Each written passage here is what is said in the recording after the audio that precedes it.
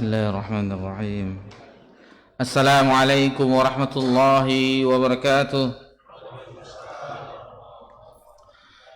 Innal hamdalillah nahmaduhu wa nasta'inuhu wa nastaghfiruh wa na'udzu billahi min shururi anfusina wa min sayyiati a'malina. May yahdihillahu fala mudilla lahu wa may yudlil fala hadiya lahu. Asyhadu an la ilaha illallah wahdahu la syarika lahu wa asyhadu anna Muhammadan abduhu wa rasuluh sallallahu alaihi wa ala alihi wa man sara ala nahjihi wa tamassaka bi sunnatihi ila yaumiddin wa sallaman tasliman katsira. Ya ayyuhalladzina amanu taqullaha haqqa tuqatih wa la tamutunna illa wa antum muslimun. يا أيها الناس اتقوا ربكم الذي خلقكم من نفس واحدة وخلق منها زوجها وبث منهما رجالا كثيرا ونساء واتقوا الله الذي تساءلون به والأرحام إن الله كان عليكم رقيبا. يا أيها الذين آمنوا اتقوا الله وقولوا قولا سديدا يصلح لكم أعمالكم ويغفر لكم ذنوبكم ومن يطع الله ورسوله فقد فاز فوزا عظيما. Amma ba'd. Alhamdulillah, puji syukur kehadiran Allah Subhanahu wa taala. Kita telah berada pada tanggal 13 Safar tahun 1446 Hijriah, bertepatan tanggal 16 Agustus 2024 Masehi. Kalau kita balik kilas sekitar 79 tahun yang lalu dan sebelumnya, bagaimana keadaan negeri kita ini. Kita berada di bawah tekanan, ketakutan yang dilakukan oleh penjajah kepada penduduk negeri ini di zaman dahulu. Dan kita mengetahui bagaimana sejarahnya perjuangan para pejuang kita. Alhamdulillah, berkat karunia dan rahmat Allah Subhanahu wa taala kita diberikan kemerdekaan. Dan itu patut kita syukuri. Bagaimana keadaan orang yang masih berperang, di antaranya di Syam, Palestina, di Gaza, bagaimana ketakutan mereka. Mereka dalam keadaan ketakutan, tentunya tidak merasa aman. Tidak merasa aman sehingga ibadah pun tidak sebagaimana damainya, sebagaimana khusyuknya, sebagaimana yang dirasakan oleh negeri-negeri yang tidak ada terjadi peperangan. Jadi ini patut kita syukuri dengan mengisi hari-hari ini menjadi hamba Allah. Karena kemerdekaan hakiki seorang hamba adalah mentauhidkan Allah Azza wa Jalla. Tidak ada satupun kesyirikan di dalam hatinya. Di dalam hatinya bahwa dia meyakini sepenuhnya dia itu hamba Allah. Tadi pagi kita pernah tadi pagi kajian pada subuh, Nabi kita tercinta sallallahu alaihi wasallam itu tidak boleh dilebihkan. La tatruni, janganlah engkau melebihkanku sebagaimana orang-orang Nasrani mengagungkan Isa bin Maryam. Faqulu, kata Nabi SAW, katakanlah bahwasanya beliau abduhu wa rasuluh, hamba dan rasulnya. Hamba sebagaimana seperti manusia, dan tetapi ada kelebihan sebagai rasul yang turun wahyu kepada beliau sallallahu alaihi wasallam. Kalau kita telah meyakini diri kita seorang hamba Allah, maka itulah kemerdekaan kita hidup di permukaan bumi sampai ajal menjemput kita. Itulah kemerdekaan. Tapi kalau seandainya kita masih dijajah karena kita masih konteks ini sebenarnya tidak dijajah, tetapi dalam hati kita itu masih ada hamba dinar, hamba dirham, hamba kekayaan yang lainnya, maka itu belum ada kemerdekaan. Hati kita itu tersiksa ingin mendapatkan angan-angan, impian yang kita inginkan. Tetapi kalau sudah menjadi hamba Allah, maka tidak ada satupun yang kita khawatirkan terhadap kehidupan ini. Tidak makan, tidak masalah. Lihatlah para sahabat, kalau kita baca sejarahnya Nabi SAW dan para sahabat diboikot lebih kurang 3 tahun. maka di antara mereka yang tidak ada pasokan makanan sudah habis, memakan rumput-rumputan padang pasir, gurun yang berduri, itu yang dimakan. Itu yang dimakan, sehingga sebagian mereka mengatakan, mohon maaf, kotoran mereka seperti kotoran kambing, karena yang mereka konsumsi adalah makanan gembalaan. Tetapi mereka tetap berbahagia dengan kondisi seperti itu, karena yang mereka inginkan adalah ketenangan beribadah kepada Allah Subhanahu wa taala. Kemudian salawat beriringkan salam kepada Nabi kita tercinta Nabi Muhammad sallallahu alaihi wasallam. Jadi kita bersyukur kepada Allah Subhanahu wa taala atas nikmat kemerdekaan ini, dan kita isi hari-hari kita di sepanjang kehidupan kita untuk menjadi hamba Allah yang hakiki, yakni mentauhidkan Allah Azza wa Jal dan menjauhi kesyirikan. Dan satu-satunya pintu untuk menggapai cinta Allah Subhanahu wa taala, kajian kita pada subuh tadi, itu mencintai Nabi sallallahu alaihi wasallam, mengikuti Nabi sallallahu alaihi wasallam, meneladani Nabi kita tercinta sallallahu alaihi wasallam, yang mana firman Allah Subhanahu wa taala, "Qul in kuntum tuhibbunallah fattabi'uni." Katakanlah, jika kamu mengaku mencintai Allah, maka fattabi'uni, ikutilah aku, maksudnya Nabi sallallahu alaihi wasallam. Maka hasilnya yuhibbukumullah, Allah akan mencintaimu, wa yaghfir lakum dzunubakum, dan Allah akan mengampuni dosa-dosamu. Jamaah Masjid Ubay bin Ka'ab yang semoga diberkahi dan dirahmati oleh Allah Subhanahu wa taala, sebagaimana di bulan yang lalu kita telah sebutkan untuk mengingatkan kembali, biasanya kita kajian tematik di setiap Jumat pekan ketiga. Namun satu bulan yang lalu kita sudah memulai membahas sebuah kitab buku yang disusun oleh guru kita rahimallahu taala, mulia dengan manhaj salaf. Alhamdulillah, sebagian besar sudah ada di tangannya buku tersebut, jadi sangatlah mudah. Alhamdulillah, kajian-kajian yang biasa kami mengaji di tempat lain, di masjid yang lain, itu memang tradisinya memang harus ada muqarrarnya, kitabnya, karena kita bukan sekali berulama terdahulu mendengar langsung hafal, tidak. Gunanya ada bukunya atau ada makalah modulnya, apa yang terluput di dalam kajian itu bisa dibaca kembali, apa yang terluput dalam kajian itu bisa dibaca kembali. Karena kalau kajian nguping tanpa ada catatan faedah atau yang lainnya, maka sungguh aneh, kata Imam Syafi'i rahimahullah ta'ala, sungguh jenaka, sungguh lucu, lawak, humor orang yang ketika memburu, mendapat buruannya lalu tak diikat. Sudah dapat bersusah payah, ini ada misalnya dapat rusa, tidak diikat, dibiarkan, ya lepas.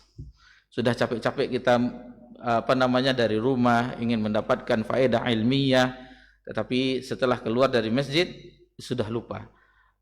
Assalamualaikum sampai di rumah ditanya sama keluarga, istri tercinta, apa pelajarannya tadi bang di Masjid Ubay bin Ka'ab? Entah apalah pembahasannya tadi. Seharusnya kita yang apa yang kita sampaikan, yang kita dapatkan yang di majelis tersebut kita dakwahkan, sehingga selain mendapatkan nafkah harta juga mendapatkan nafkah ilmu, yang itu kewajiban kita sebagai seorang suami. Allah Subhanahu wa taala berfirman, ya ayyuhalladzina amanu qu anfusakum wa ahlikum nara. Kalau untuk memberi tempat tinggal, makanan, pakaian, memang itu kebutuhan primer. Itu tidak mudah, itu sungguhlah mudah. Karena pertanggungjawabannya, ya kalau tidak dapat ya bagaimana seadanya. Seharusnya penghasilan satu hari pengeluaran 100.000 misalnya, misal contoh, karena ada yang lebih ada yang di bawahnya, terkadang kurang, itu tidak, kehidupan tetap berlangsung. Akan tetapi kalau kebutuhan ilmu yang kurang ini yang berbahaya, karena itu akan menjadi pertanggungjawaban di akhirat kelak. Bagaimana itu yang susah sebagai pemimpin di rumah tangga, karena seorang suami, ayah adalah pemimpin. Kullukum ra'in, setiap kamu pemimpin dan setiap pemimpin akan diminta pertanggungjawabannya. Itu yang berat. Bagaimana menjaga istri, anak-anak agar taat kepada Allah, menjauhi maksiat, itu yang berat. Memang ada usaha kita seperti anak-anak disekolahkan di sekolah-sekolah agama, alhamdulillah, dikuliahkan di kuliah agama, alhamdulillah. Tetapi yang inti tugas utama itulah seorang ayah, seorang suami. Taib, kemana perginya tadi itu? Kita kembali lagi ke buku yang ada di hadapan kita. Di pertemuan pertama, alhamdulillah, kita telah membahas muqaddimah. Kemudian di bab pertama, definisi dari manhaj orang terdahulu, para sahabat generasi awal umat ini. Dan insyaallah kita masuk di halaman 33 di pertemuan yang kedua ini, memetik faedah dari buku Mulia dengan Manhaj Salaf. Dan kita mengetahui kita berada di zaman umat Islam itu terkotak-kotak. Umat Islam di zaman ini bergolong-golongan, ada wadah organisasi-organisasi, sehingga apabila tidak masuk golongannya, tidak masuk organisasinya, tidak masuk yayasannya, itu bukan bagian mereka. Itu yang terjadi di zaman ini. Sebagaimana Allah Subhanahu wa taala berfirman dalam surah Ar-Rum ayat 32, minal ladzina farraqu dinahum wa kanu syi'a. Dalam surah Ar-Rum ayat 32, itu orang-orang yang memecah belah agama mereka dan mereka menjadi beberapa golongan.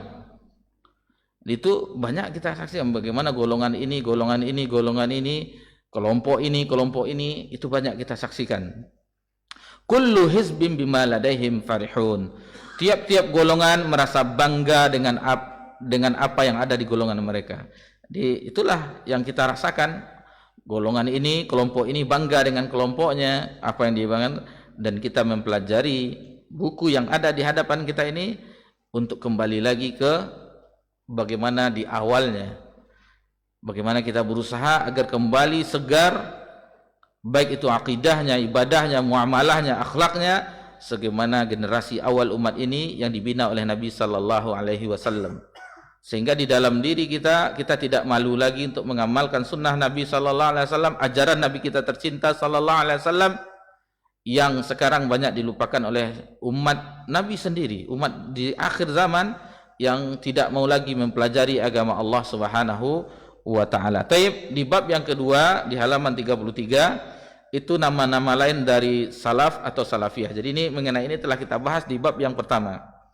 Jadi ada nama yang lainnya. Semua nama-nama itu bukan dikarang oleh ulama-ulama yang ada di zaman ini, tetapi itu sudah ada di zaman dahulu, yang mana di zaman dahulu itu untuk membedakan ini yang mana ahlul haqqah atau ahlul ahwakah, dia mengikuti kebenaran atau mengikuti hawa nafsu. Karena setiap kelompok yang tidak memicu kepada bagaimana sahabat Nabi dan para sahabatnya, itu semuanya adalah mengikuti hawa nafsu. Keinginannya begini, atau ada ADRT-nya, dirubah lagi, begini sebaiknya. Tidak ada di dalam agama ini.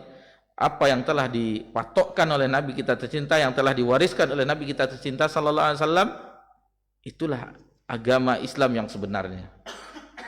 Itulah agama Islam yang sebenarnya, yang kita harus kembali ke telaga bening tersebut, di keruhnya, semaraknya keruh, kotornya, bagaimana pemikiran-pemikiran yang masuk dalam agama ini, semua berpikir, oh Islam itu begini, oh Islam ini harus begini, Islam ini boleh begini.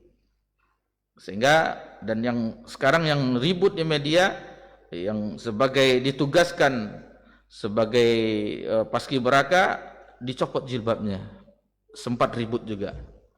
Kalau orang sudah kokoh agamanya, untuk apa? Untuk apa masalah itu? Ini masalah agama, menutup aurat.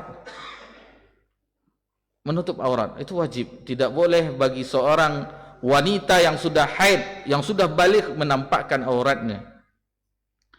Di hadis Asma itu dijelaskan bahwasanya yang boleh, yang nampak itu Nabi sambil isyarat mengarahkan ke wajah dan telapak tangan. Itu yang boleh dilihat. Walaupun berbeda ulama apakah ini wajib atau keutamaan, fadilah, keutamaan. Sebagian ulama, terutama ulama-ulama di Saudi Arabia itu mengatakan wajib. Sehingga kita melihat kalau haji dan umrah mereka memakai menutup niqab atau cadar. Tetapi ada dibantah juga di sebuah tulisan Syekh Muhammad Nasiruddin Albani bahwasanya itu adalah afdoliyah, keutamaan, sunnah. Istilahnya tidak wajib, dengan dalil-dalil yang beliau sebutkan, di antaranya ketika seorang sahabat melihat sahabiyah, lalu Nabi SAW memalingkan muka sahabat tersebut agar menundukkan pandangan. Dan hadis terhadap Ali bin Abi Thalib yang menyebutkan bahwasanya yang pandangan pertama itu tidak mengapa, tetapi yang selanjutnya itu yang merupakan salah satu dari anak busur setan yang akan merayu. Jadi kalau tidak sengaja pertama itu tidak masalah. Tapi yang berlanjut itu yang berbahaya. Kalau kami di pasar itu candanya. Kalau pertama itu merupakan tidak mengapa, ditahan lama-lama. Kan pertama itu. Ada aja candaan orang yang namanya di pasar, seburuk-buruk tempat. Tapi begitulah keadaan yang terjadi di pasar-pasar. Semuanya dicandai. Taib. Nama-nama lain dari salaf atau salafiyah, yang pertama al-jamaah. Ini ada nanti dijelaskan dalil-dalilnya. Yang kedua ahlus sunnah wal jamaah. Ahlus sunnah wal jamaah. Kemudian ahlul hadis. Kemudian ahlul athar. Yang kelima jamaatul muslimin. Yang keenam firqatun najiyah. Kalau SD kita an-najiyah, kalau ini firqatun najiyah. Yang ketujuh at-taifah al-mansurah. Yang kedelapan ahlul ittiba. Yang kesembilan al-ghuraba.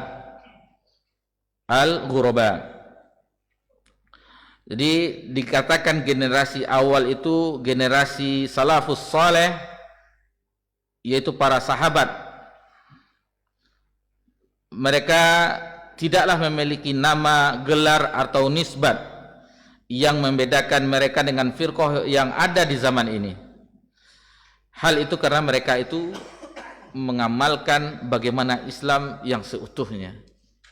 Mereka hidup bersama, berdampingan, sama hidup dengan Nabi sallallahu alaihi wasallam, sehingga itulah potret Islam yang sesungguhnya. Kemudian sekarang banyak orang-orang yang menyeru kepada selain ajaran Nabi sallallahu alaihi wasallam, membuat kerancuan-kerancuan atau syubhat di dalam agama ini, sehingga kita ragu-ragu dengan agama tersebut.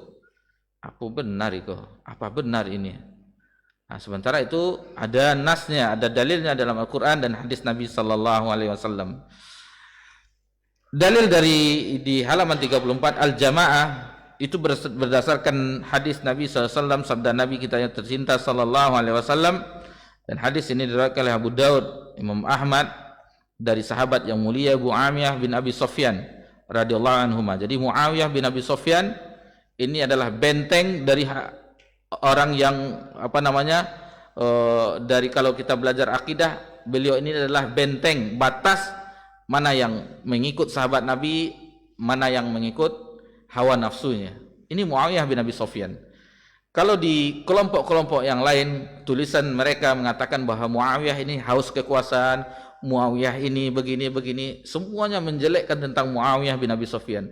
Karena ingin merebut, ada dua kekhalifahan ketika itu, ada di Khalifah Ali bin Abi Thalib, ada juga Muawiyah. Bahkan terjadi perselisihan di antara mereka.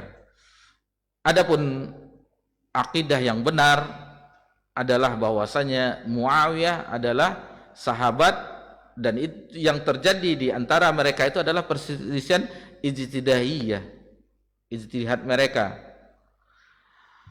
Jadi Muawiyah adalah sahabat Nabi SAW dan kita mengetahui keutamaan. Kemudian beliau adalah ipar dari Nabi SAW. Karena Ramlah binti Abi Sufyan, saudari dari Muawiyah bin Abi Sufyan, adalah saudari dan berarti itu ipar Nabi SAW. Tidak mungkin Nabi punya ipar orang-orang yang disebutkan, yang dituduhkan tadi. Ummu Habibah. Jadi Ummu Habibah Ramlah binti Abi Sufyan adalah ummul mukminin, salah seorang istri Nabi SAW, itu saudari dari Muawiyah bin Abi Sufyan. Kemudian Muawiyah bin Abi Sufyan radhiyallahu anhuma adalah salah seorang sahabat menulis wahyu. Kan keutamaan, merupakan keutamaan. Jadi masih banyak sekali keutamaan beliau, dan dijelaskan oleh ulama beliau adalah benteng. Apabila Muawiyah bin Abi Sufyan sudah diterobos, maka semua sahabat itu mudah bagi mereka untuk mencelanya. Seperti orang Rafidah mengatakan bahwasanya Abu Bakar dan Umar itu adalah dua berhala Quraisy. Rafidah yang orang sebagian ulama itu tidak menganggap Islam.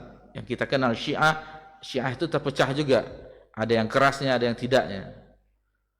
Jadi masih banyak pemikiran-pemikiran yang tumbuh di tubuh kaum muslimin yang kita harus mempelajarinya agar semua kelompok-kelompok itu kita mengetahui keburukannya dan kita kembali kepada sahabat Nabi SAW dalam tata cara mereka beragama.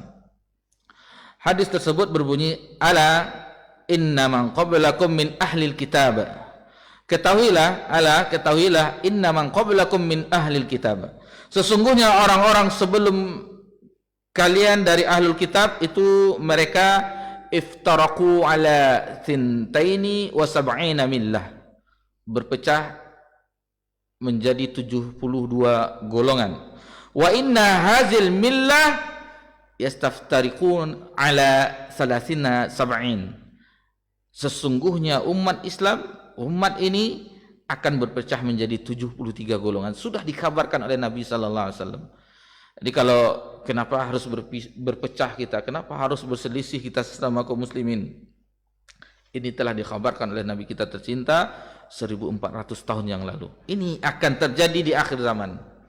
Ini salah satu nubuwah bahwa Nabi itu memang dapat wahyu yang menggambarkan apa yang terjadi di umatnya di akhir zaman. Perpecahan. Cuman ada solusinya.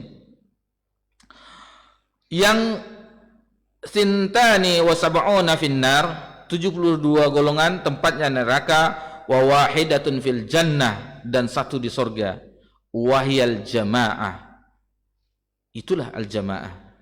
Itulah al-jamaah. Jadi nama yang pertama al-jamaah, ini dalilnya. Jadi bukan penamaan ulama-ulama di Arab Saudi atau dimanapun, ini kelompoknya dikatakan al-jamaah. Ini tidak, diambil dari hadis Nabi kita tercinta sallallahu alaihi wasallam. Kemudian nama lain dari orang-orang yang mengikuti generasi awal umat ini adalah jamaatul muslimin, jamaah kaum muslimin.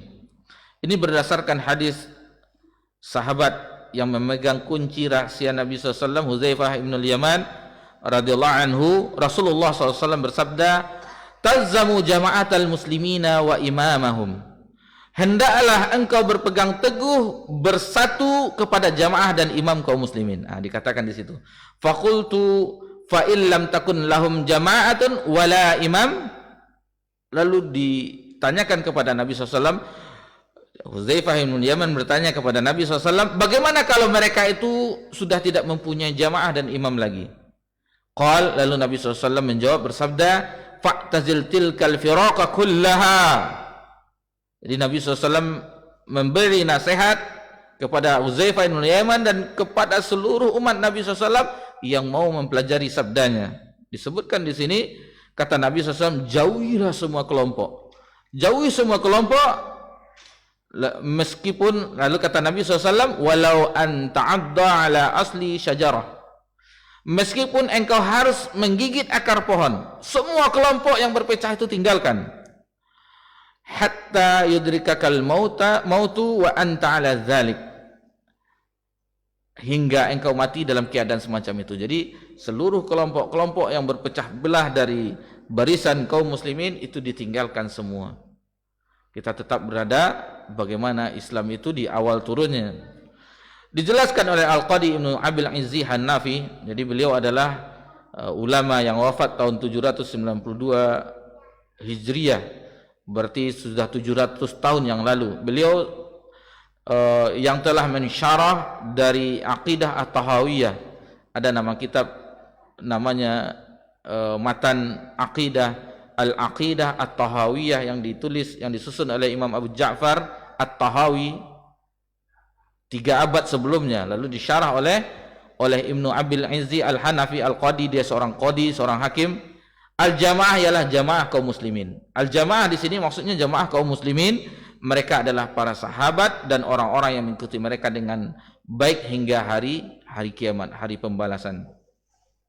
Kemudian yang ketiga, al-firqatun najiyah, golongan yang selamat. Al-firqatun najiyah, maksudnya selamat dari api neraka di akhirat dan selamat di dunia dari amalan pemikiran yang menyimpang dari al-haq. Itu bisa dilihat di footnote-nya, di footnote 46. Di footnote 46, maksudnya selamat di dunia dari perbuatan yang menyelisihi amalan Nabi sallallahu alaihi wasallam dan selamat di akhirat dari api neraka. Di dunia keselamatannya itu terjauhi dari seluruh amalan yang tidak ada dasarnya dari Nabi sallallahu alaihi wasallam, dan di akhirat diselamatkan dari siksaan api neraka. Nabi sallallahu alaihi wasallam bersabda, "Kullum finnar." Semua mereka itu di dalam neraka, illa millata wahidah. Kecuali satu, kata Nabi SAW, ma ana alaihi wa ashabi. Jadi yang satu yang tidak diancam dengan neraka, yang mana aku dan para sahabatku berjalan di atasnya. Jadi selain Nabi SAW dan sahabatnya berjalan di atasnya, diancam dengan neraka. Kalau kita mengatakan ini terhadap saudara-saudari kita kaum muslimin, dia mengatakan kita memvonisnya. Bukan, ini ancaman dari Nabi. Kalau menyelisihi jalan Nabi dan jalan sahabat, diancam dengan neraka. Sama orang yang misalnya mereka melakukan ini, diancam dengan ini. Melakukan pembunuhan, diancam dengan kisos. Apabila mencuri, diancam dengan dipotong tangannya. Itu ancaman. Dan ini ancamannya bahwasanya barang siapa yang menyelisihi jalan Nabi sallallahu alaihi wasallam dan para sahabat, diancam dengan neraka. Bukan memvonis, kita katakan hadis ini begini-begini, jadi diterima seolah-olah mereka yang mengkapling surga itu milik mereka. Tidak, kita menyampaikan hadis Nabi SAW bahwasanya orang yang menyelisihi jalan Nabi SAW dan para sahabat diancam oleh Nabi kita tercinta SAW dengan neraka. Jalan mana lagi yang lebih selamat? Dan tadi pagi jalan Siratal Mustaqim adalah jalan Nabi SAW, jalan yang lurus. Di sini banyak dijelaskan dari Yusuf bin Asbat, akar dari orang-orang yang berpecah itu, yang menyelisih sunnah Nabi SAW ada 4. Yang besar, Rafidah yang kita singgung tadi, Khawarij, Qadariyah, dan Murji'ah. Baru nanti ada pecahan-pecahan yang lainnya seperti Mu'tazilah, Jabariyah, dan yang lain-lainnya. Itu semuanya nanti di bagian akhir nanti dijelaskan oleh penulis rahimahullah ta'ala pada bagian akhir. Tetapi ini yang ada di Indonesia. Adapun di dunia itu 73 itu 72 golongan itu induknya. Namun di setiap zaman ada perubahan, seperti Mu'tazilah. Di zaman ini orang tidak ada mengatakan Mu'tazilah, tetapi ada Neo Mu'tazilah. Mu'tazilah gaya baru. Pemikirannya sama dengan Mu'tazilah, tetapi sudah berganti baju. Dan begitu seterusnya. Akidahnya, pemahamannya sama, tetapi berganti baju. Dahulu misalnya begini, di zaman ini pemikiran itu tetap ada, tetapi dengan nama yang berbeda. Yang keempat, At-Ta'ifah Al-Mansurah, golongan yang mendapat pertolongan Allah. Ini juga berdasarkan hadis Nabi sallallahu alaihi wasallam yang diriwayatkan oleh Imam Ahmad, At-Tirmizi, dari Qurrah bin Iyas radhiyallahu anhu, idza fasada ahlus Syam, apabila penduduk negeri Syam itu sudah rusak, fala khaira fikum, maka tidak ada kebaikan bagi kalian. La tazalu ta'ifatum min ummati mansurin. Jadi akan senantiasa ada segolongan dari umatku yang ditolong oleh Allah. Jadi masih ada yang akan ditolong oleh Allah Subhanahu wa taala. La yadurruhum man khazalahum hatta taqumas saah. Tidak akan membahayakan orang yang tidak menolong mereka sampai tiba hari kiamat.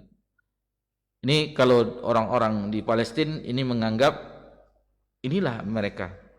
Itu orang-orang yang Thaifatul Mansurah. Mereka bentengnya. Mereka menganggap ini hadisnya. Dan sering itu kalau kita lihat cuplikan videonya bahwa Thaifatul Mansurah adalah kami yang menjaga Baitul Maqdis, Al-Aqsa dan yang lainnya. Tapi bagaimanapun itu semuanya inilah yang terjadi. Di tahun 2018 jadi teringat ketika melakukan safar ke Masjidil Aqsa. Alhamdulillah waktu itu plus Aqsa, ada pembimbing kita, salah seorang ustadz kita mempunyai kenalan orang Arab, temannya di Madinah. Lalu ditanyakan mau hendak kemana lagi, apakah mau kembali ke Indonesia atau melanjutkan perjalanan. Lalu lanjutkan, insyaallah kami akan ke Aqsa. Langsung menangis teman yang orang Arab dari pembimbing kita itu. Menangis keluar air matanya, kami orang Arab Saudi tidak diizinkan untuk memasukinya. Beruntunglah orang-orang Indonesia yang masih bisa ziarah ke Masjidil Aqsa. Karena 3 masjid itulah yang boleh kita bepergian dalam rangka ibadah. Itu Masjidil Haram, Masjid Nabawi dan Masjidil Aqsa. Dan di doa-doa kunut di bulan Ramadan, kita perhatikan imam-imam Masjidil Haram itu mereka salah satu doanya agar bisa sholat di Masjidil Aqsa. Kemudian dibebaskan Masjidil Aqsa, kemudian dijaga Masjidil Aqsa. Baik. Kemudian nama-nama yang lain, ada namanya yang kelima itu salaf, ahlul hadis, ahlul athar, ahlus sunnah wal jamaah, al-ghuraba. Itu semuanya sama. Jadi nama-nama yang kita sebutkan itu semuanya sama. Namun nama-nama tersebut dijelaskan oleh muallif rahimahullah taala itu bukanlah kelompok-kelompok yang kita sebutkan yang keluar dari apa yang telah Nabi SAW lalui dan para sahabatnya. Alasannya dari beberapa sisi. Yang pertama di halaman 37 bagian bawah, bahwasanya jadi salafiyah, ahlus sunnah itu satu, nama berbeda tapi hakikatnya sama, merupakan nisbah yang tidak pernah terpisah sekejap pun dari umat Islam semenjak terbentuknya manhaj nubuwah.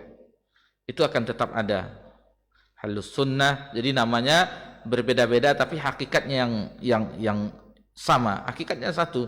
Itu juga orang yang meyakininya. Kemudian yang kedua, bahwa ia mencakup seluruh Islam, Al-Quran dan As-Sunnah.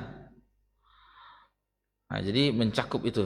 Ini pandangan beberapa sisi. Yang ketiga, bahwa di antara nama-nama tersebut ada yang telah sahih berdasarkan sunnah yang sahih, dan di antara nama-nama tersebut, gelar-gelar tersebut, ada yang nampak dan muncul ke permukaan. Jadi seperti di zaman kita ini, dakwah salafiyah, ahlus sunnah wal jamaah, al-ghuraba dan segala macamnya itu ada muncul. Tapi ada juga yang tidak muncul. Seperti jamaah kaum muslimin, ada yang tidak kita jumpai sekarang. Yang keempat, bahwasanya ikatan al-wala wal bara, mencintai dan musuh bagi mereka berdasarkan Islam, bukan lainnya. Jadi berdasarkan loyal, kecintaan, dan bara, kebencian, itu bukan berdasarkan ini kelompok ini kelompok ini, bukan, tetapi berdasarkan Islam itu sendiri. Di akidah atau ya ada namanya ahlul kiblah. Maksudnya orang yang kiblatnya sama-sama arahnya ke ke Ka'bah. Itu bagaimana persatuan itu yang diinginkan oleh ulama kita, bahwasanya kita memiliki Rabb yang satu, Nabi yang satu, arah salat kita yang satu, tetapi kenapa berpecah? Nah, ini dia permasalahannya di mana, yaitu yang sebagaimana itu sudah sunnatullah. Jadi harus berusaha. Yang kita permasalahkan bukan 72 golongan yang diancam dengan neraka. Yang kita permasalahkan adalah bagaimana kita yang satu yang selamat ini. Di antara golongan yang selamat, yang satu yang dijamin oleh Nabi kecuali satu, yaitu al-jamaah, maka kita berusaha. Atau ana wa ashabi, aku dan sahabatku, bagaimana kita berusaha di golongan yang selamat tersebut. Yang kelima, sudah azan? Belum?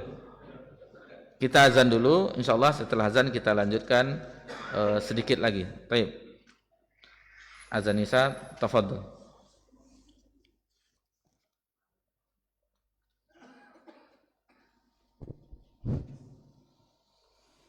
Allahu Akbar,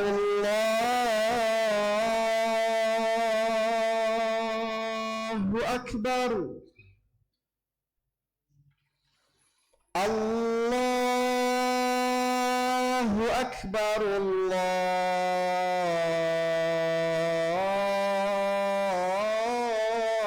Allahu Akbar.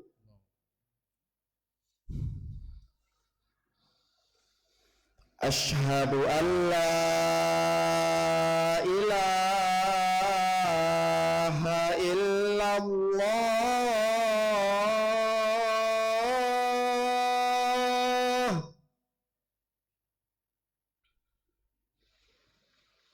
Asyhadu an la ilaha illallah.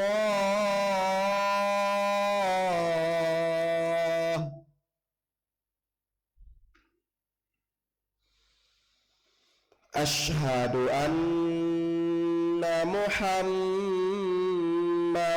Rasulullah.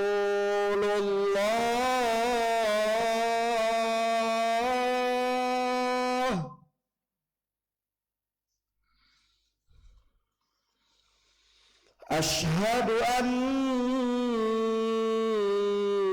Muhammadar Rasulullah.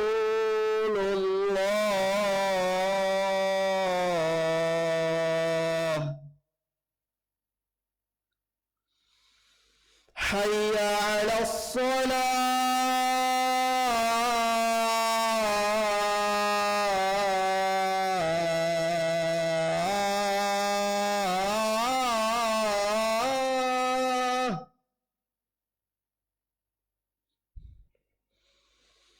Hayya 'alas shalah.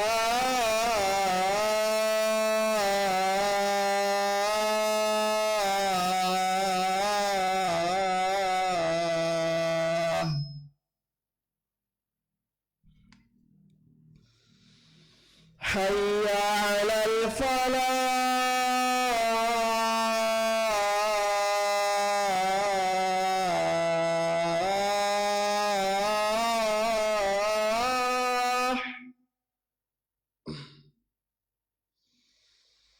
Hayya 'alal falah.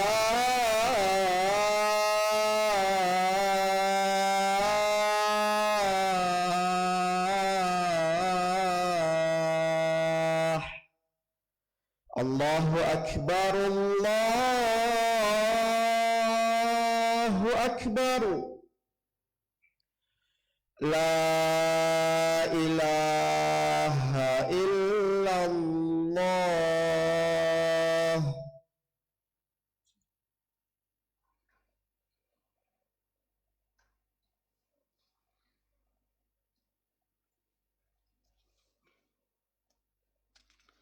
Alhamdulillah, wassalatu wassalamu ala Rasulillah, amma ba'd. Ya, di halaman 37 itu sempat pertanyaan bagi kita. Adapun nama-nama yang lain seperti al-jamaah tadi, kaum muslimin, firqatun najiyah, taufiatul mansurah, itu disebutkan dalilnya oleh penulis rahimallahu taala. pas di penamaan yang kelima, keenam, ketujuh, 8, 9 itu tidak dibawakan dalil-dalilnya. Ini keanehan. Atau memang disengaja atau lupa mencantumkan dalilnya. Padahal bagaimana ini ada sebenarnya, kalau yang nomor 5 poinnya ada di bab yang pertama kita. Ahlul hadis, tidak disebutkan juga ahlul athar. Ahlul hadis adalah orang yang mengikuti hadis Nabi SAW. Ahlul athar, asar-asar dari sahabat. Ahlus sunnah wal jamaah, tadi mungkin sudah disinggung al jamaah. Kemudian al ghuraba tidak dicantumkan karena bada Islam ghoriban. Islam itu awalnya gharib, asing, dan dia kembali asing sebagaimana awalnya. Kata Nabi SAW, fatuba lil ghuraba, maka beruntunglah orang-orang yang ghuraba, itu orang yang asing tersebut. Jadi inilah, tidak ada satupun yang sempurna kecuali kitabullah. Kecuali kitabullah itu yang sempurna, yang tidak ada cacat sedikit pun hurufnya, titiknya, barisnya, tidak ada yang cacat, karena kalamullah. Adapun selain kalamullah, selain kitabullah, itu semua boleh kita koreksi. Ada kesalahannya, ada. Hatta Sahih Bukhari, kitab yang paling sahih sesudah Al-Quran Al-Karim di permukaan bumi ini, di bawah kolong langit ini, itu juga dikritik oleh ulama. Ada kesalahan-kesalahannya. Sahih Muslim dikritik juga, seperti Imam Ad-Darudqutni itu menyebutkan kesalahan-kesalahan dalam Sahih Bukhari dan Sahih Muslim. Nah, jadi Allah hanya satu-satunya di permukaan bumi ini yang benar, yang tidak ada sedikit pun cacatnya, kesalahannya adalah Al-Quranul Karim. Ini kan boleh kita kritik karena tulisan manusia, tapi ini alhamdulillah dengan mempelajarinya mungkin di suatu saat bisa begitu ya. Kalau kita mempelajari kitab-kitab tersebut, itu boleh dikoreksi. Ini penomorannya yang salah. Ini sebagaimana dulu kita belajar Sahih Muslim di Masjid Rodatul Jannah, itu ada kesalahan-kesalahan penomoran, itu boleh, nggak masalah dikoreksi kesalahan-kesalahan tersebut. Taib, kita kembali kepada beberapa pertimbangan dari penulis rahimahullah taala, beberapa sisi. Yang pertama tadi, bahwasanya Ahlus Sunnah atau Salafiyah merupakan nisbat yang tidak pernah terpisah sekejap pun dari umat Islam semenjak terbentuknya manhaj nubuwah. Yang kedua, bahwa ia mencakup seluruh Islam, yaitu Al-Quran dan Sunnah. Yang ketiga, di halaman 38, bahwa di antara gelar-gelar tersebut ada yang telah sahih berdasarkan sunnah yang sahih, dan nama-nama tersebut tidak nampak muncul kemunafikan, dan terkadang ada juga muncul kepermunafikan. Yang keempat, bahwasanya ikatan dari al-wala, kecintaan, kasih sayang, wal bara, benci, melepaskan diri, yaitu mencintai musuh bagi mereka berdasarkan Islam, bukan yang lainnya. Jadi berdasarkan, kalau dibenci dalam ajaran ini, ya kita benci, seperti kesyirikan, apalagi perbuatan yang lain maksiat, kita menjauhinya. Adapun seperti iman, amal soleh, kita menyukainya, seperti itu. Jadi bukan masalah dia ikut organisasi kami, dia ikut kelompok kami, dia ikut lembaga pendidikan kami, tidak seperti itu. Kemudian yang kelima, sesungguhnya gelar-gelar tadi, nama-nama yang disebutkan oleh mu'allif rahimahullah ta'ala, tidak mengajak untuk ta'assub fanatik kepada selain kecuali kepada Rasulullah SAW. Jadi nama-nama yang disebutkan tadi, gelar-gelar tadi itu mengajak fanatik ta'assub hanya kepada Rasulullah sallallahu alaihi wasallam. Semua selain, kata Imam Malik, Imam Darul Hijrah Malik bin Anas rahimahullah ta'ala, setiap perkataan itu bisa diambil warad dan ditolak illa sahabal kabar. Jadi ditunjuk ke arah kuburan Nabi, kecuali pendapat yang pemilik kubur itu, maksudnya Nabi sallallahu alaihi wasallam. Yang keenam, bahwasanya gelar-gelar itu tidak mengajak kepada menyelisih sunnah Nabi SAW, perbuatan maksiat, fanatik kepada seseorang, dan tidak pula pada kelompok tertentu. Alhamdulillah, itu bab yang kedua telah kita selesaikan. Kita agak cepat menjelang waktu iqamah, kita agak cepat sedikit. Di bab yang ketiga, keutamaan dari salafus saleh. Kita mengetahui salafus saleh adalah 3 generasi. Khairun nas qarni, tsummal ladzina yalunahum, tsummal ladzina yalunahum. Sebaik-baik manusia adalah di zamanku, yaitu para sahabat, kemudian generasi berikutnya tabi'in, kemudian generasi berikutnya tabi'ut tabi'in. Lalu bagaimana keutamanya di bab 3 ini? Mu'allif menyebutkan sebelum menjelaskan keutamaan dari orang-orang soleh terdahulu, maka disebutkan definisi dari sahabat. Di dalam kitab Mu'jamul Wasit, ini ada kamus Arab, ada Mu'jamul Wasit namanya, itu sahabah artinya rafaqah, yaitu menemani.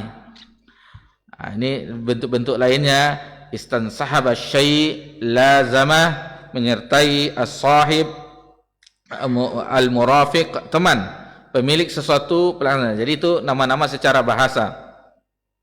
As-sahabi adalah orang yang bertemu Rasulullah. Ini disebutkan beberapa definisi dari ulama-ulama terdahulu. Kita bawakan seperti Ibnu Hajar Al-Asqalani rahimahullah taala berkata, pendapat paling benar yang aku pegang, kata Ibnu Hajar Al-Asqalani, bahwasanya sahabat adalah orang yang pernah bertemu dengan Nabi sallallahu alaihi wasallam dalam keadaan beriman kepada beliau sallallahu alaihi wasallam dan meninggal di atas Islam, di atas keimanan. Jadi tidak setiap yang bertemu dengan Nabi SAW dikatakan sahabat, tidak semua. Dan ada juga sebagian sahabat itu yang dahulu murtad lalu kembali lagi, ada. Tetapi dia mati dalam keadaan beriman, itu masih sahabat. Tetapi apabila dia mati dalam keadaan kufur, seperti orang-orang kafir Quraisy, Abu Jahal dan yang lainnya, itu tidak dikatakan sahabat. Itu tidak dikatakan sahabat Nabi sallallahu alaihi wasallam. Jadi kita menisbahkan diri kepada sahabat Nabi. Siapa sahabat Nabi? Ia ada orang yang berjumpa dengan Nabi, hidup dengan zaman Nabi sallallahu alaihi wasallam, beriman dan mati dalam keadaan beriman, wafat dalam keadaan beriman. Baik. Jadi ada beberapa definisi disebutkan di sini, seperti Imam Bukhari juga, Abu Muhammad bin Hazm, Al-Hafiz Abu Umar Yusuf bin Abdullah bin Abdul Bar Al-Qurtubi yang dikenal Ibnu Abdul Bar. Ini disebutkan siapa itu sahabat. Jadi ini mungkin bisa dibaca. Kalau tidak terlalu urgen kita lewat. Yang kita fokuskan adalah dalil-dalil dibawakan mu'allif. Nas, Al-Quran dan hadis dibawakan oleh penulis rahimahullahu ta'ala. Di halaman 43 Allah Subhanahu wa taala berfirman, "Wa kadzalika ja'alna ummatan wasata litakunu syuhada'a 'alan nasi wa yakuna ar-rasulu 'alaikum syahida." Dalam surah Al-Baqarah ayat 143, dan demikian pula kami telah menjadikan kamu, yakni umat Islam, yaitu ummatan wasata, umat yang pertengahan, adil. Kenapa dikatakan umat pertengahan yang adil? Karena dia memang di tengah. Ihdinas siratal mustaqim siratal ladzina an'amta 'alaihim ghairil maghdub. Jadi tidak yang maghdub, dimurkai, bukan jalannya orang-orang Yahud, dan bukan walad dhalin, bukan jalannya orang yang sesat, orang Nasara. Di tengah, adil.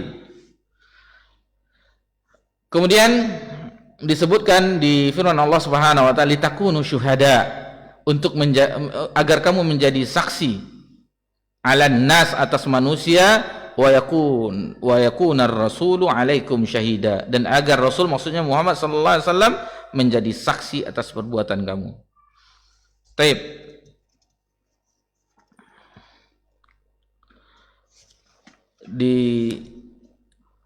Di dalam sebuah hadis disimpulkan bahwa as-sahabatu kulluhum udul. Para sahabat semuanya adalah adil. Ini kalau kita belajar hadis, ada namanya ilmu jarah wa ta'dil. Ilmu jarah, al-jarah itu mencela, at-ta'dil memberi. Jadi ada rapor merah, ada rapor pujiannya yang tidak merahnya. Jadi ada namanya penilaian tentang perawi tersebut. Dan seluruh sahabat disebutkan di sini, as-sahabatu kulluhum udul. Para sahabat itu seluruhnya dinilai dengan keadilan. Jadi kalau misalnya Abu Hurairah, Abdullah bin Umar, Umar bin Khattab, siapapun, Abu Sa'id Al-Khudri, Ibnu Abbas dan segala macamnya, itu dinilai dari ilmu hadis, mereka itu adil. Tidak diteliti lagi. Yang diteliti adalah setelahnya, mulai dari tabi'in sampai ulama yang membukukan hadis, baru diteliti. Si fulan ini siapa? Ini siapa? Seperti Imam Bukhari biasanya qala hadatsana Humaidi. Siapa Humaidi itu? Diteliti. Tapi kalau di Sahih Bukhari itu semuanya sahih. di sunan-sunan itu diteliti. Siapa beliau. Nanti ada rapornya. Oh ternyata misalnya dia pernah berdusta. Ini contoh. Dia pernah berdusta. Apa kedustaan yang pernah dilakukannya? Telah menipu ayam. Jadi panggil seolah-olah ada makanan. Kan manggil ayam kita waktu di kampung itu. Lalu ayamnya datang, rupanya nggak ada makanan. Ayam saja itu ditipu, itu rapornya sudah merah. Tidak diambil riwayat dari. Sudah ada cacatnya. Jadi begitu perawi hadis itu. Dan bahkan para ulama sebenarnya melihat biografi ulama-ulama meriwayatkan hadis itu, mereka adalah orang-orang yang wara, orang-orang yang bertakwa, tetapi ada kesalahan mereka. Dengan kesalahan itulah makanya cacat hadis tersebut. Terkadang ada yang turun derajatnya jadi hasan, ada yang dhaif jiddan, ada yang mungkar, ada yang maudhu' palsu. Dari situ ulama menjelaskan. Dan pokok neraca dalam zaman sekarang ini, poros dari semua ilmu yang ada di dalam Islam itu, poros untuk penelitiannya adalah di ilmu hadis. Cobalah sirah, ada sanadnya, kemudian tafsir bagaimana periwayatannya, semuanya. Karena kalau tidak ada sanad tersebut, maka orang berbicara sesuai apa yang dikehendakinya. Tapi kalau dari siapa dapatnya? Dan itu pertama kali dicantumkan oleh Abdullah bin Abbas radhiyallahu anhu ketika telah terjadi fitnah Umar bin Khattab telah terbunuh, maka terjadilah fitnah di zaman sahabat. Sehingga ketika ada yang meriwayatkan bahwasanya ini hadis Nabi SAW, maka Ibnu Abbas mulai dari siapa? Apakah dia Ahlus Sunnah? Itu sudah mulai. Itu pertama kali mulai diteliti dari siapa kabar tersebut.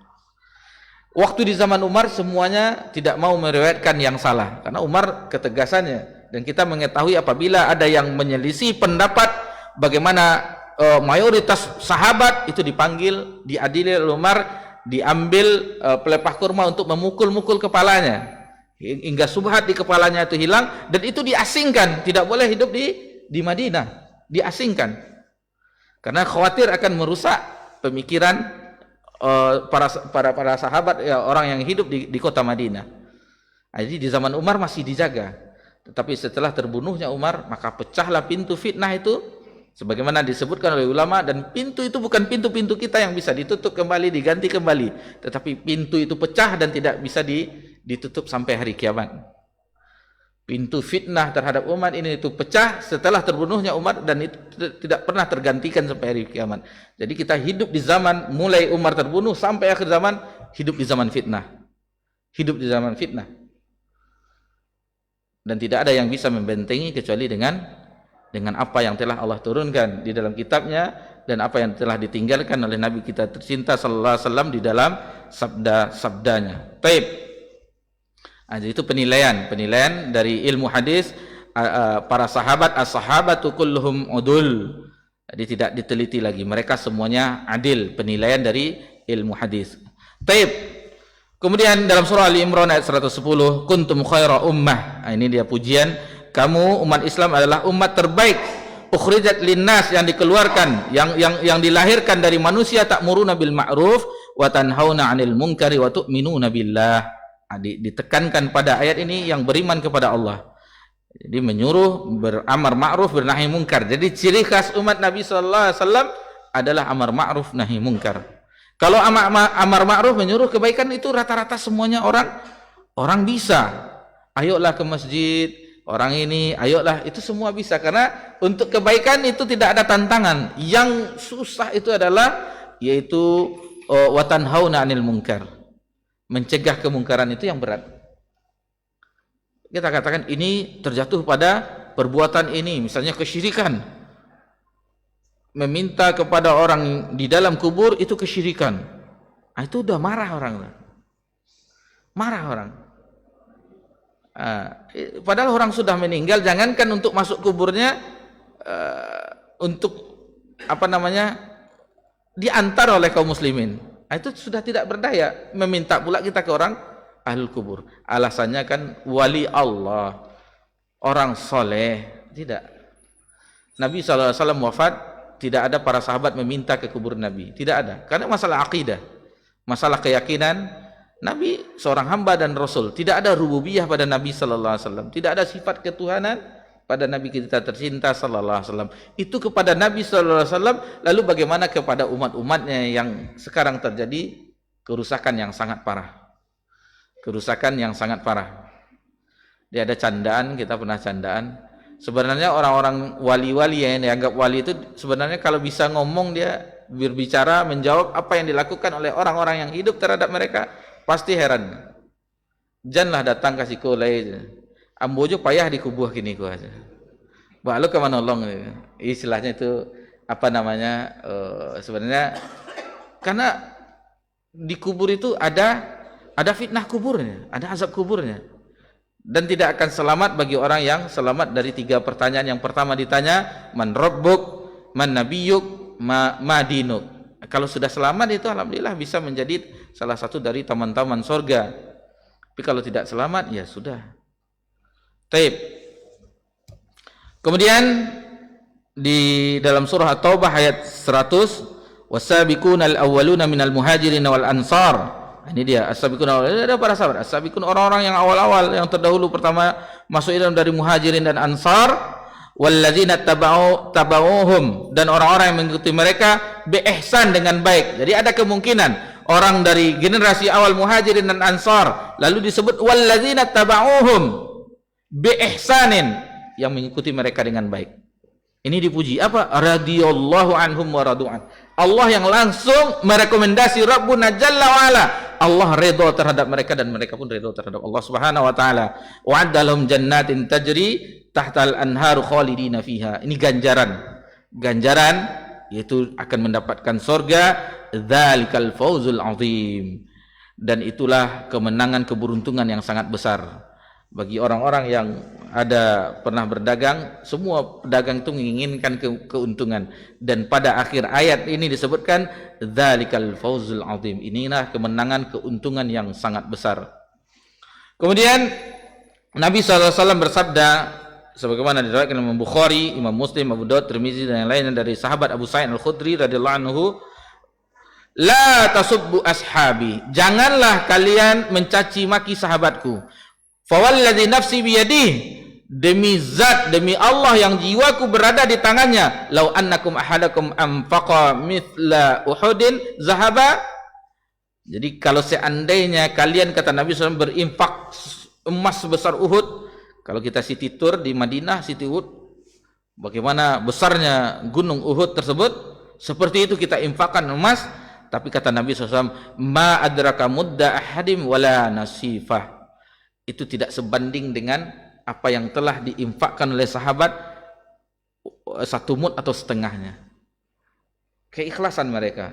Jadi walaupun kita satu emas Uhud itu kita berinfak, sahabat separuh dari 1 mud itu atau separuhnya, itu lebih besar pahala dari sahabat Nabi radhiyallahu anhum ajmain. Jadi ini menunjukkan keutamaan dan kemuliaan mereka. Ini dalil-dalil tentang keutamaan mereka.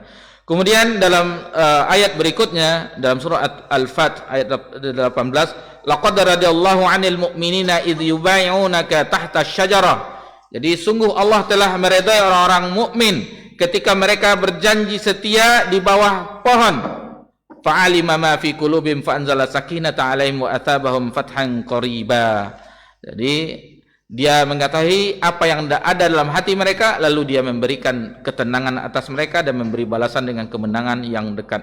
Al-Hafiz Ibnu Katsir mengatakan tentang ayat ini dalam tafsirnya, Allah Subhanahu wa taala memberitahukan tentang keridhaannya kepada orang-orang mukmin yang berbaiat kepada Nabi SAW. Jadi baiat ketika itu di bawah pohon, jumlah mereka sekitar 1.400 orang. Dan pohon tersebut adalah pohon samurah yang terletak di wilayah Hudaybiyah. Jadi terjadi perjanjian Hudaybiyah di tahun ke-6 Hijriah, yang mana ketika itu sahabat yang sudah lama tidak beribadah di Masjidil Haram, berangkatlah mereka dari Madinah dan akhirnya tidak boleh masuk umroh ketika itu oleh orang kafir Quraisy. Maka terjadilah peristiwa perjanjian Hudaybiyah yang semuanya ditentang oleh Umar dan sahabat yang lainnya. ditulis Bismillahirrahmanirrahim. Mereka, apakah Allah Ar-Rahman Ar-Rahim? Dari ini perjanjian dari Muhammad Rasulullah, ditentang. Akhirnya ditulis dengan Muhammad bin Abdullah. Jadi ada poin-poinnya. Semua poin-poin tersebut itu merugikan kaum muslimin. Akan tetapi itu pendapat Umar atau sahabat yang lainnya yang tidak setuju. Bahkan Umar bertanyakan, bukankah kita di atas kebenaran ya Rasulullah? Bukankah engkau ini seorang Rasul ya Rasulullah? Jadi Umar tidak setuju dengan perjanjian Hudaybiyah, seolah-olah itu menyudutkan kaum muslimin. Ditambah kekecewaan mereka yang sudah ihram, pakaian ihram di Abyar Ali, sekarang di Zulhulaifah, itu perjalanan yang cukup melelahkan. Tidak bisa tawaf di Ka'bah. Tidak bisa tawaf di Ka'bah, sehingga tidak bisa. Tapi alhamdulillah 2 tahun berikutnya, di tahun ke-8 Hijriah, terjadilah peristiwa Fathu Mekah. Mekah ditaklukkan sehingga Mekah menjadi negeri iman. Kita lanjutkan atau ada berapa halaman lagi? Bisa agak cepat. Jadi dalilnya saja kita bacakan.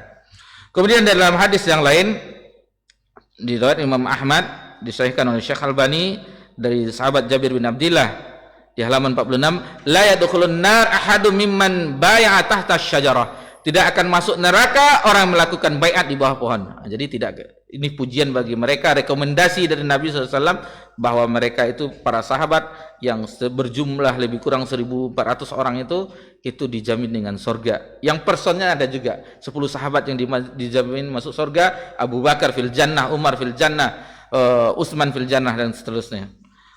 Beliau sallallahu alaihi wasallam juga bersabda, la yadkhulan nar rajulun syahida badaran wal Hudaybiyah. Tidak akan masuk neraka seorang yang ikut hadir dalam perang Badar dan perjanjian Hudaybiyah. Bahkan ahlul Badar itu i'malu ma syi'tum, beramalah, kerjakanlah sesuai yang engkau mau, yang engkau suka, kata Nabi SAW. Sesungguhnya Allah ghafara lahum, sesungguhnya Allah telah mengampuni dosa-dosamu.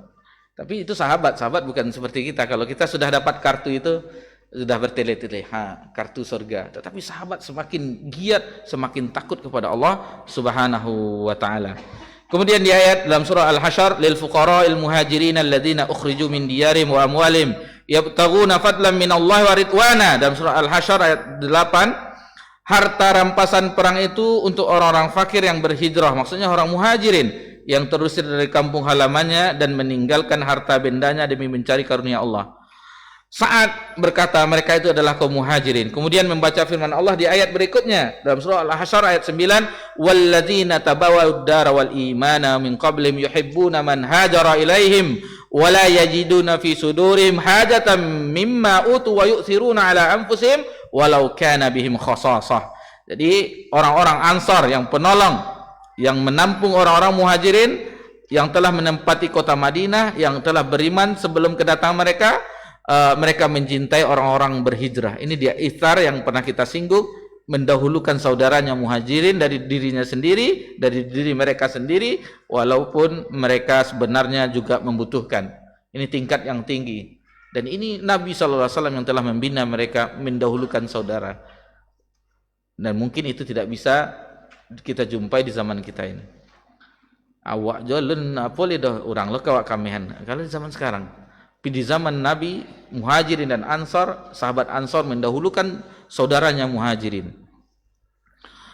Kemudian di ayat yang ke-10, walladzina ja'u min ba'dihim yaquluna rabbana ighfir lana wa li ikhwanina alladzina sabaquna bil iman wa la taj'al fi qulubina ghillan lil ladzina amanu rabbana innaka ra'ufur rahim. Dan orang-orang yang datang sesudah mereka, sesudah muhajirin dan ansar, dan itu termasuk kita semuanya, dan sampai akhir zaman, sesudah mereka lalu kita mendoakan, didoakan itu, wahai Rabb kami, sungguh engkau wahai Rabb kami, ampunilah kami dan saudara kami yang telah beriman lebih dahulu, dan janganlah engkau tanamkan kedengkian dalam hati kami. Jadi tidak ada ghil dalam kedengkian dalam hati ini, lilladzina amanu, terhadap orang beriman, rabbana innaka raufur rahim. Wahai Rabb kami, sungguh engkau maha penyantun, maha penyayang. Saat berkata, 2 tingkatan telah berlalu, muhajirin dan ansar telah berlalu, dan masih tersisa 1 tingkatan, yaitu orang yang memohonkan doa dan tidak dengki terhadap orang-orang yang terdahulu. Itu setelah Muhajirin dan Ansar di zaman kita dan sampai akhir zaman, itu bisa ke tingkatan yang ketiga tadi. Kemudian Nabi sallallahu alaihi wasallam bersabda, "Idza dzukira ashabi fa'amsiku."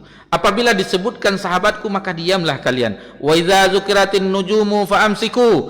Apabila disebutkan tentang ilmu perbintangan maka diamlah kalian. "Wa idza dzukiral qadar fa'amsiku." Dan apabila disebutkan tentang qadar, takdir, maka diamlah kalian. Jadi kalau tidak ada ilmu kita tentang di situ maka diam. Misalnya tentang takdir, kita tidak tahu bagaimana takdir itu, seolah-olah kita jelaskan ke orang, maka lebih baik diam. Karena masalah takdir itu tingkatannya lebih tinggi, karena konsekuensi dari rukun iman yang 6 itu di masalah takdir. Taib, semua kaum orang-orang beriman kepada Allah, kitabnya dan rasulnya, tetapi pas diuji dengan ujian yang berat, tidak beriman kepada yang baik dan yang buruk. Ini bukti dia keimanannya kuat. Itulah masalah takdir.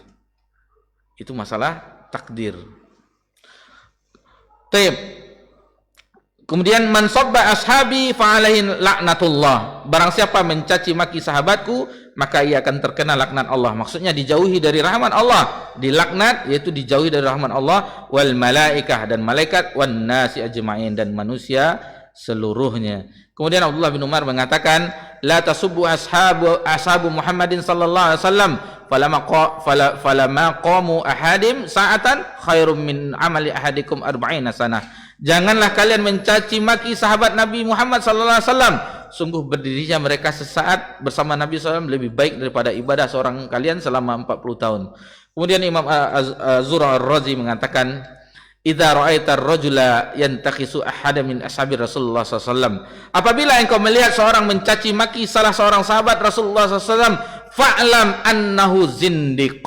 Maka ketahuilah bahwa dia itu telah zindiq.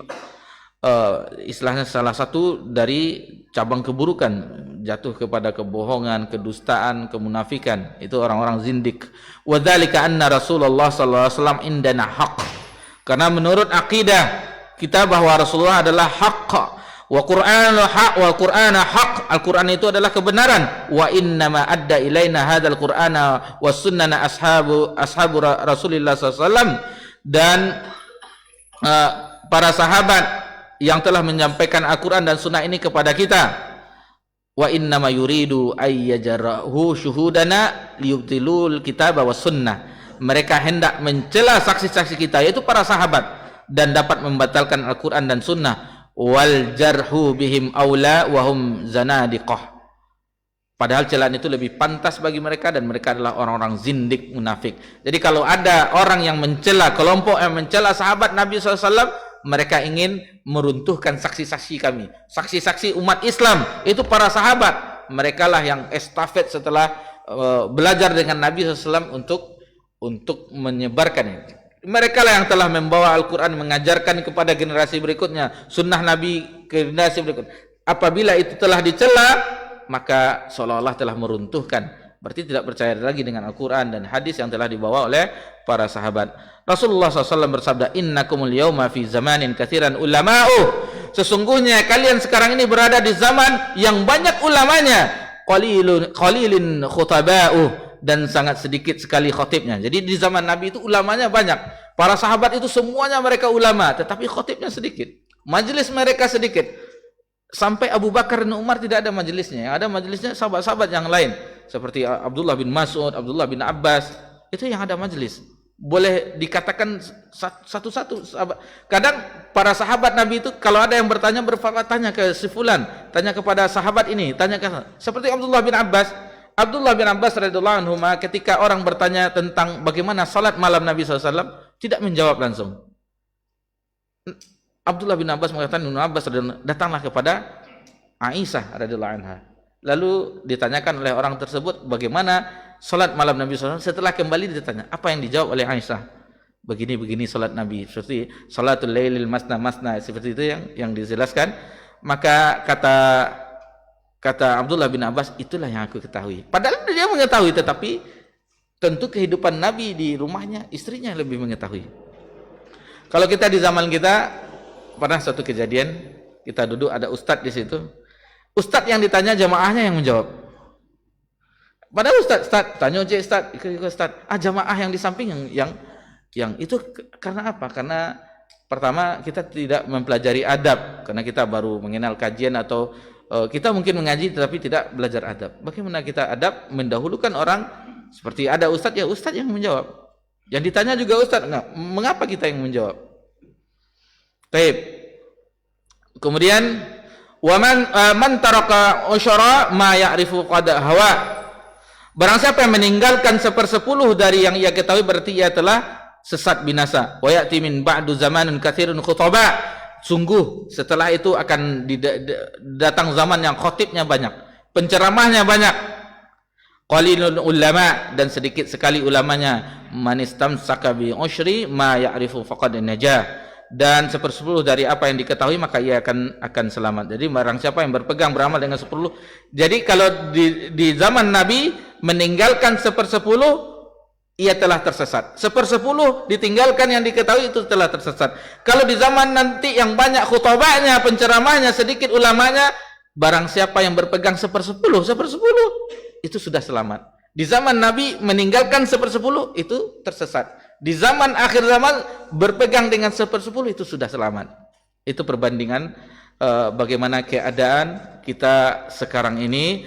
Kemudian di halaman berikutnya, halaman 54 surah Al-Baqarah ayat 208, ya ayyuhalladzina amanu udkhulu fis silmi kafah. Wahai orang-orang yang beriman, masuklah ke dalam Islam itu secara keseluruhan. Wala tattabi'u khutuwatis syaitan, dan janganlah mengikuti langkah-langkah syaitan. Innahu lakum aduwwum mubin. Sesungguhnya syaitan itu adalah musuh yang nyata. Disebutkan oleh mualif bahwanya musuh kita anak cucu Adam adalah syaitan.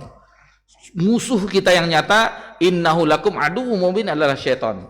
Dan syaitanlah yang memporak-porandakan barisan kaum muslimin, yang membisikkan dalam hati kaum muslimin agar membenci saudaranya, agar iri kepada saudaranya, agar dengki agar bermusuhan sesama muslim yang lainnya. Kalau lah doa banci wa orang yang lain, itu setan yang menghasut kita. Wal iazubillah, diingatkan di sini. Dan perlu diingat pelajaran juga bagaimana di zaman Nabi banyak ulamanya dan qalilul khutbahnya, sedikit khutbahnya. Di zaman yang akan datang di akhir zaman khutbahnya banyak. Khutbahnya banyak. Yang berbicara ini khutbah, bukan ulama. Dan itulah zamannya. Itulah zamannya. Tapi meskipun demikian, apa yang kita ketahui dari agama Allah Subhanahu wa taala tidak mungkin disimpan juga, maka yang sedikit yang hak yang kita ketahui maka dakwahkan. Karena umat ini kalau digabungkan dengan kuntu khaira ummah ukhrijat linnas tadi dalam surah Ali Imran, sesungguhnya engkau ini umat yang terbaik yang telah lahir di manusia. Ta'muruna bil ma'ruf wa tanhauna 'anil munkar, yang itu menyeru kepada yang ma'ruf dan melarang yang munkar. Jadi ini keadaan kita di mana orang yang berilmu dilecehkan dan orang-orang yang bisa retorika, bisa ini banyak followernya di zaman sekarang, itu yang jadi panutan kebenaran. Wallahul musta'an, hanya kepada Allah kita memohon perlindungan. Mungkin sampai di sini yang bisa kita pelajari, karena kita membahas ini memetik faedah sekali 1 bulan. Jadi tidak mengapalah agak lama sedikit. Karena nunggunya lama juga, sebulan lagi kan.